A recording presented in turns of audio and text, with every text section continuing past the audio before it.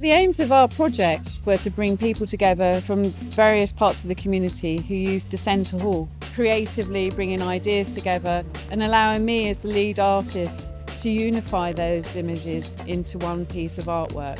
We've enabled and given access to people who wouldn't usually paint or really consider that they're artistic to come along and participate in a project like this, which has truly been magical.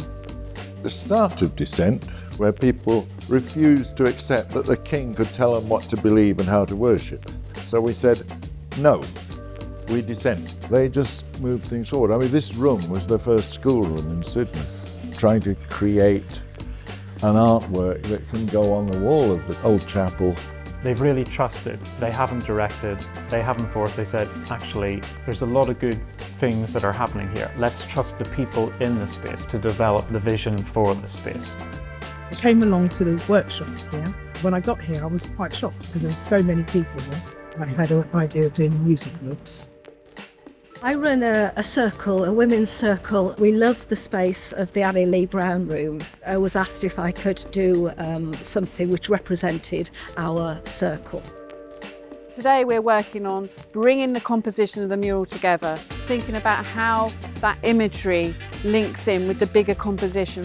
The participants have made really strong links with each other, learning new skills from stenciling to using big brushes of painting, working with words and ideas around slogans. And this really is today what we're bringing in to the mural. It's a very exciting point of the mural where I start to see how this composition is going to work.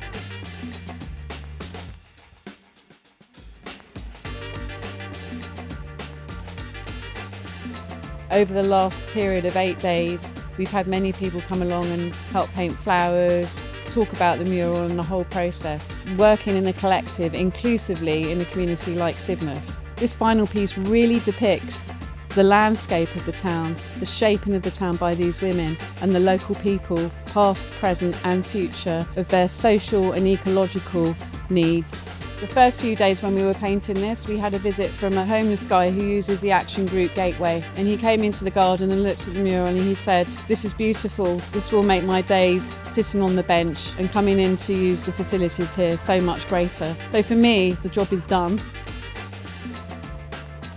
The main stars of our mural at the forefront are stencilled, and these are the three suffragists, Annie Lee Brown, Mary Kilgore and Dame Mary Lockyer. All three women were involved in shaping the town that we know today of Sidmouth and their work in the community to get women on the local council. We have the peace doves, three doves, the three women, and a sort of triptych of hope. We have stencilled two children in the archway of the Dissenters. This represents future and hope and tenderness for the environment. We have the Anne Lee Brown Bridge, which is centrepiece, holding the mural together in its narrative form. I found old photographs from suffragist meetings and demonstrations in London circa 1910, which I'm sure our free suffragists attended.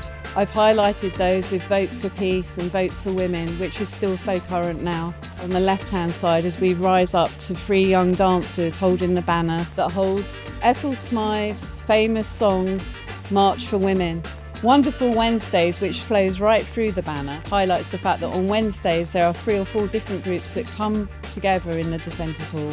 Oasis Cafe hold every Wednesday a cafe for elderly people to come and join and chat and eat. So our teapot and saucer represents that, which was painted by one of the participants from the cafe. This place is about reaching for the stars. That image has been translated beautifully.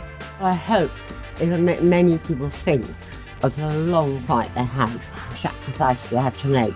And this is the outcome. Artists like this today, thought-provoking community and just positivity.